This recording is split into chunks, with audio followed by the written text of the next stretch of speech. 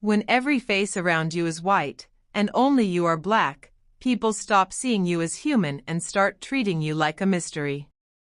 This was the silent truth Ayla carried every single day. She grew up in a town where sameness was considered safety, and anything different was treated like a threat. Everyone around her, neighbors, classmates, even strangers passing by, looked alike: pale skin, light features, and predictable minds. Their world was painted in a single color, and Ayla was the only shade that did not blend in. She didn't choose to be different. She didn't ask for the stares that followed her like shadows or the whispered words that cut deeper than any knife. But the world around her decided long before she understood anything that her difference meant she didn't belong. To them, Ayla wasn't a girl. She was a question they didn't want to answer. Why is she not like us? Where did she come from? What is she? Every insult, every laugh, every pointed finger told her the same thing: you are the outsider here.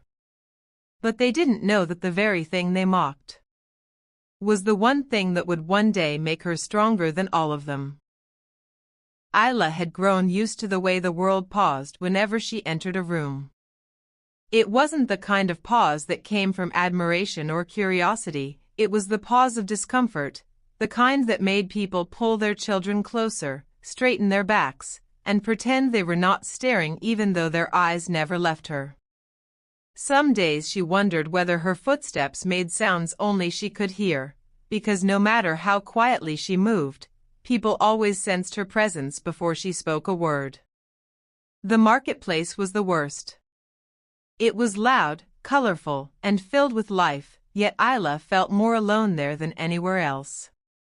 The stalls overflowed with fruits, fabrics, and handmade crafts, all glowing under the bright afternoon sun. But every time she approached, the smiles of the sellers tightened.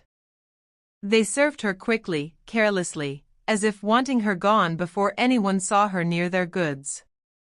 Children tugged at their mother's sleeves, whispering questions Ayla could hear perfectly. Why is she so dark? Is something wrong with her? Does it hurt to look like that? Ayla pretended not to notice, but every whisper pierced through her like a thin needle.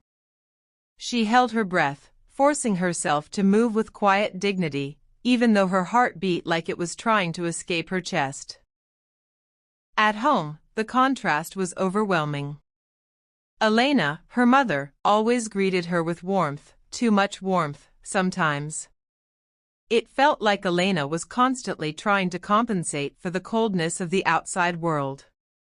She would brush Ayla's hair with soft hands, pressing small kisses on her forehead as if those touches could heal years of wounds. "You're beautiful," Elena would whisper. But beauty didn't protect her outside these walls. Her father, Gareth, was firmer. He never spoke gently about the world, because he believed in preparing Ayla rather than shielding her. "People fear what they don't understand," he said often. "You scare them because they can't explain you." Ayla didn't want to scare anyone. She only wanted to breathe without feeling watched. Leo, her younger brother, was the only one who treated her normally. He laughed with her, walked beside her in public without shame, and told off any kid who made fun of her. But Mira, her older sister, was complicated. Sometimes she defended Ayla fiercely, stepping in front of bullies like a shield of fire.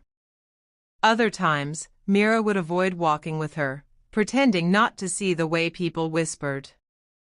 It was as if Mira loved Ayla, but also hated the way Ayla's existence made the world treat their family. Still, nothing compared to grandmother Sophia. With wrinkled hands and frost-blue eyes, Sophia embodied the old beliefs of the town.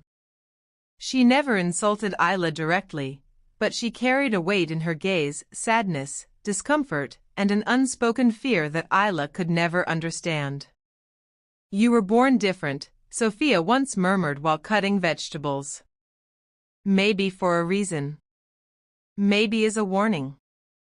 Ayla remembered that moment more vividly than anything else.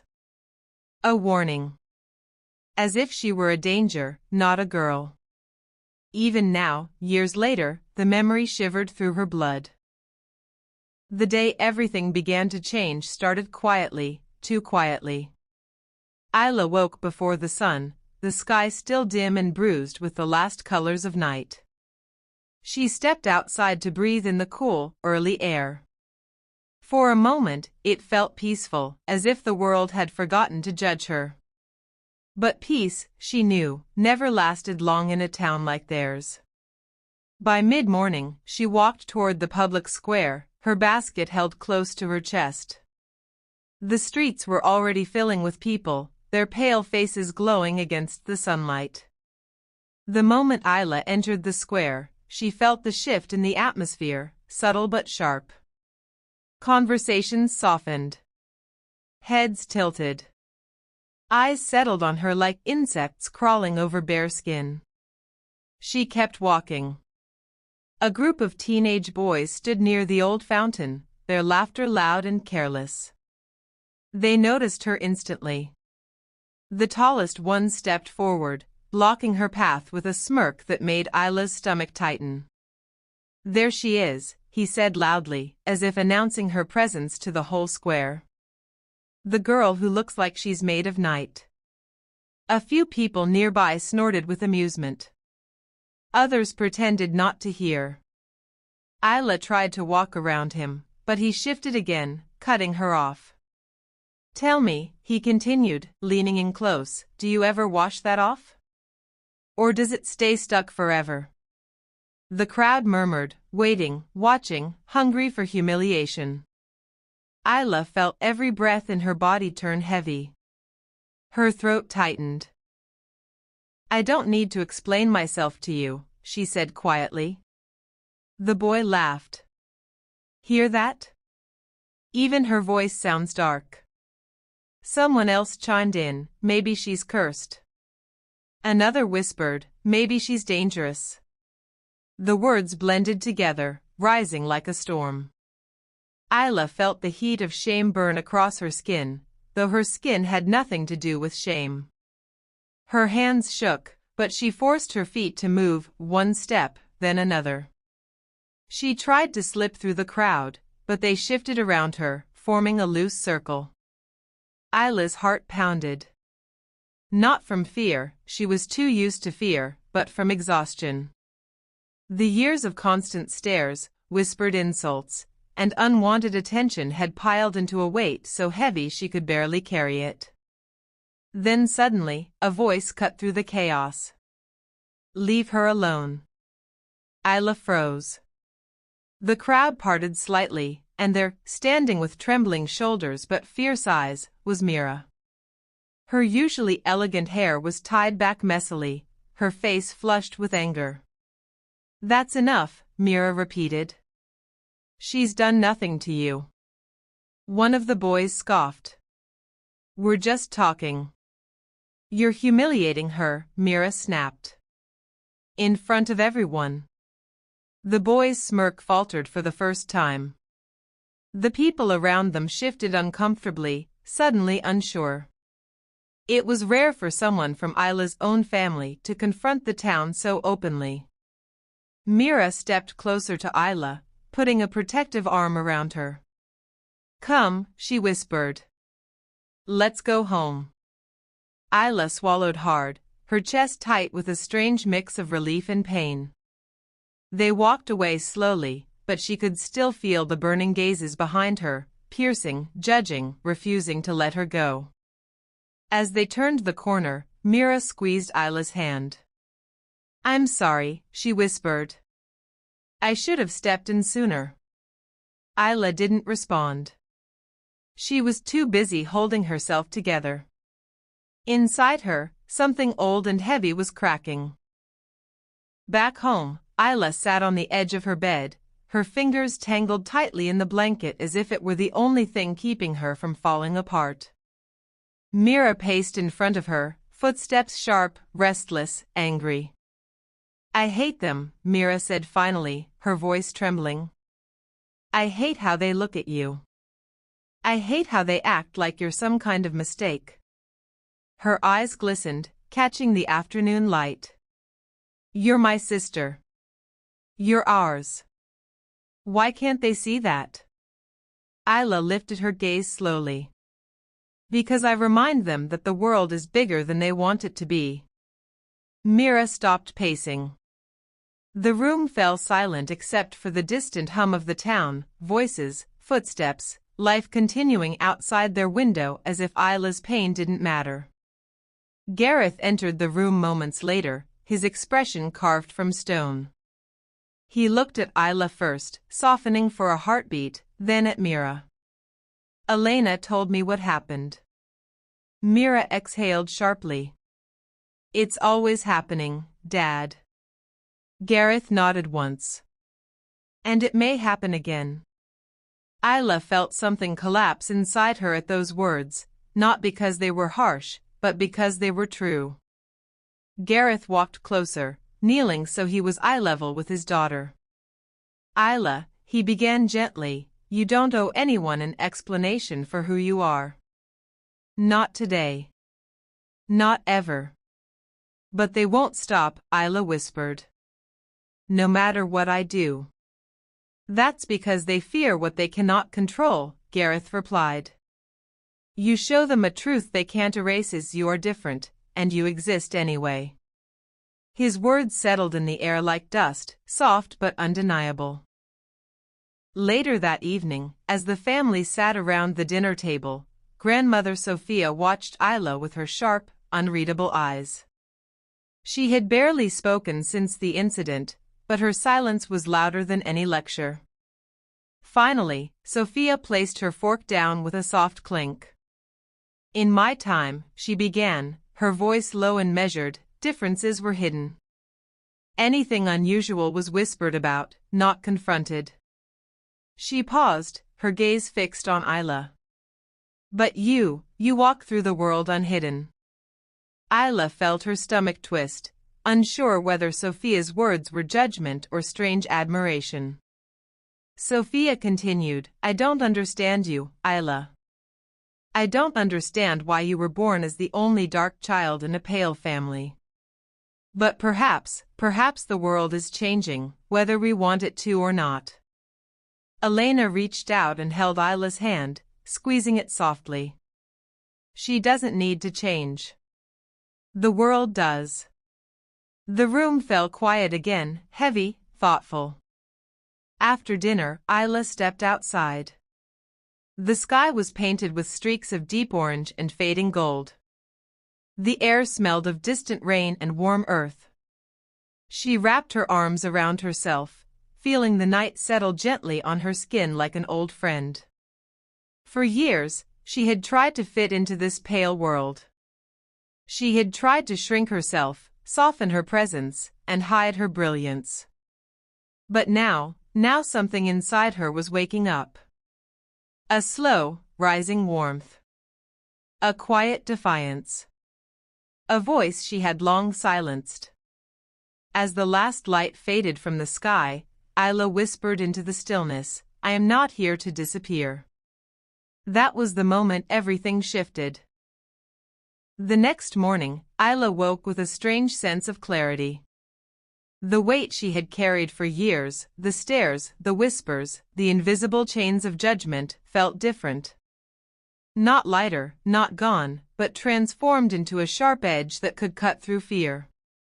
She dressed slowly, deliberately, each movement precise, each breath measured. Today, she would not shrink. Today, she would exist unapologetically. As she stepped outside, the town square awaited like it always did. The air was crisp, carrying the scent of wet soil from a recent drizzle. People were already gathering, starting their daily routines. And as always, the moment her dark figure appeared, a subtle ripple passed through the crowd, a mixture of shock, curiosity, and unspoken mockery. But this time, Ayla didn't look down. She didn't hurry. She didn't allow their judgment to define her steps. Instead, she walked straight into the center of the square, the sunlight glinting off her skin like molten ebony, and paused. The murmurs rose, growing louder, but she stood still, grounded and unshakable. A boy from yesterday's crowd tried to speak, his words dripping with mockery, but Ayla raised a hand, a simple gesture, and the world seemed to hush. Her voice, soft but unwavering, broke the silence. I am not your fear. I am not your curiosity. I am not your question to solve or your joke to repeat. I exist because I am meant to exist. I belong, not despite my skin, but because of it. A stunned silence followed. Heads shifted uneasily. No one spoke for a long moment. Then, slowly, a few children stepped closer, intrigued rather than mocking.